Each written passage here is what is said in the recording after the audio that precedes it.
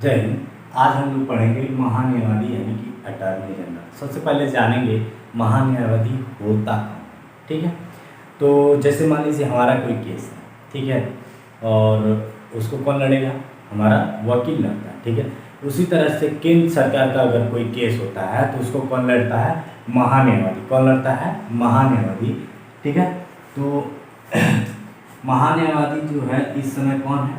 इस समय है के वेणुगोपाल। के वेणुगोपाल कौन है? के वेणुगोपाल। अच्छा, महान्यायवादी की जो चर्चा है किस अनुच्छेद में है? ये अनुच्छेद 76 में। किस अनुच्छेद में है? 76 में। ठीक है, तो अब एक एक करके महान्यायवादी की सभी पहलू को समझते हैं। ठीक है, तो महान्यायवादी जो पद है वो संवैधानिक है। क्या है? संवैधानिक है।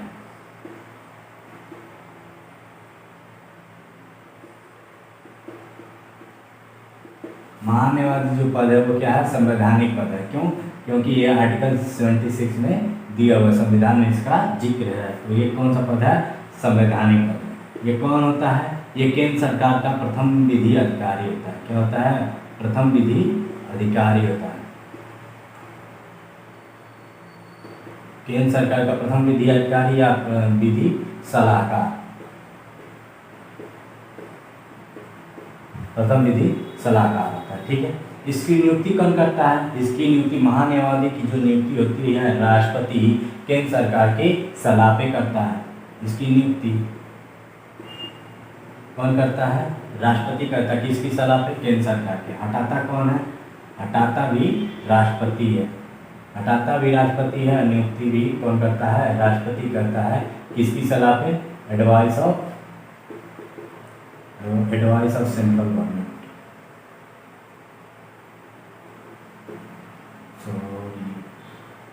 Central government. अच्छा, नियुक्ति कौन करता है? राष्ट्रपति। हटाता कौन है? राष्ट्रपति। किसकी सलाह पे? सेंट्रल गवर्नमेंट के सलाह पे। ठीक है, महान्यायवादी जो पद है राष्ट्रपति के प्रसाद पर होता है। ठीक है, और इसको शपथ कौन दिलाता है? शपथ कौन दिलाता है? राष्ट्रपति दिलाता है। अच्छा, महान्यायवादी अगर अपना त्याग पत्र देना चाहता है तो किसको देगा? त्याग पत्र किसको देगा? तो ये शपथ राष्ट्रपति दिलाता है और त्याग पत्र ये किसको देगा? त्याग पत्र राष्ट्रपति को देगा। महान्यायवादी अपना त्याग पत्र किसको देगा? राष्ट्रपति को देगा। ठीक है, इसका कार्यकाल कितना होता है? इसका कार्यकाल जो होता है वो फिक्स नहीं होता, नॉट फिक्स।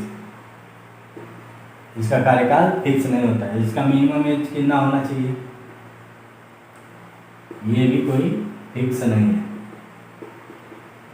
मैक्सिमम एज भी इसका फिक्स नहीं है।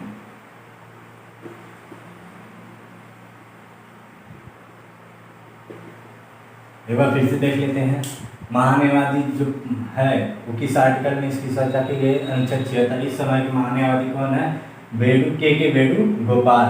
ये कौन सा पद है? संवैधानिक पद है। ये महान्यायवादी जो है प्रथम विधि केंद्र सरकार का प्रथम विधि अधिकारी या विधि सलाहकार होता है। इसकी नियुक्ति राष्ट्रपति सेंट्रल गवर्नमेंट के सलाह पे करता है। इसको हटाता कौन है? राष्ट्रपति सेंट्रल गवर्नमेंट के सलाह पे। इसको शपथ कौन दिलाता है? राष्ट्रपति दिलाता है। त्याग पत्र ये किसको देता है? राष्ट्रपति को देता है। इसका कार्यकाल कितना होता है? कोई निश्चित नहीं है। मिनिमम एज इसका कितना होना चाहिए? कोई निश्चित नहीं है। मैक्सिमम एज इसका कोई फिक्स नहीं है। ठीक है, अब इसकी योग्यता यानी अर्हता की बात कर लेते हैं। योग्यता इसकी बात कर लेते हैं। इसकी योग्यता क्या होनी चाहिए? वह भारत का नागरिक हो। वह भारत का नागरिक हो।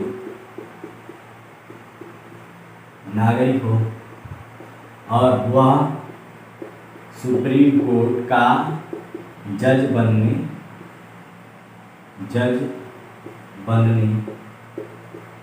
की योग्यता रखता है।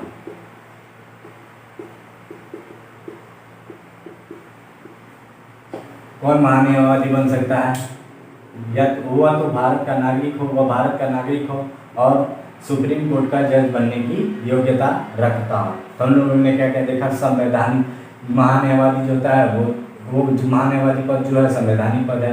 महान्यायवादी जो होता है केंद्र सरकार का प्रथम विधि अधिकारी होता है, विधि सलाहकार होता है। ठीक है। इसकी नियुक्ति राष्ट्रपति सेंट्रल गवर्नमेंट की सलाह पे करता है। इसको हटाता कौन है? राष्ट्रपति सेंट्रल गवर्नमेंट की सलाह पे।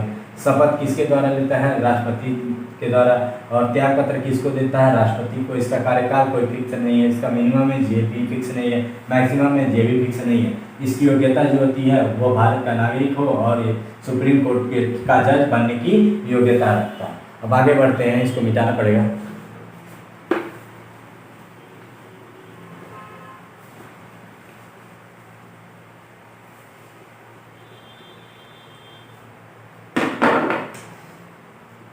ये जो होता है लोकसभा या राज्यसभा, दोनों में क्या कर सकता है?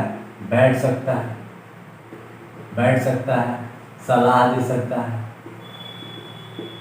सलाह दे सकता है, और क्या कर सकता है? संबोधित कर सकता है।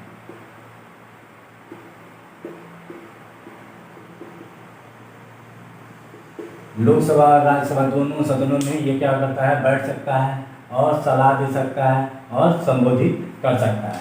ये लोकसभा और राज्यसभा का सदस्य नहीं होता, सदस्य नहीं होता है। ये लोकसभा और राज्यसभा का सदस्य नहीं होता है। ये लोकसभा और राज्यसभा में वोट नहीं कर सकता है, वोट नहीं कर सकता है, ठीक है। ये लोकसभा और राज्यसभा में क्या कर सकता है? बैठ सकता है, सलाह दे सकता है और संबोधित कर सकता है। लोकसभा राज्यसभा का सदस्य नहीं होता है। महान्यायवादी जो है लोकसभा और राज्यसभा का सदस्य नहीं होता है, और ये क्या होता है? लोकसभा और राज्यसभा में वोट नहीं कर सकता है, ठीक है।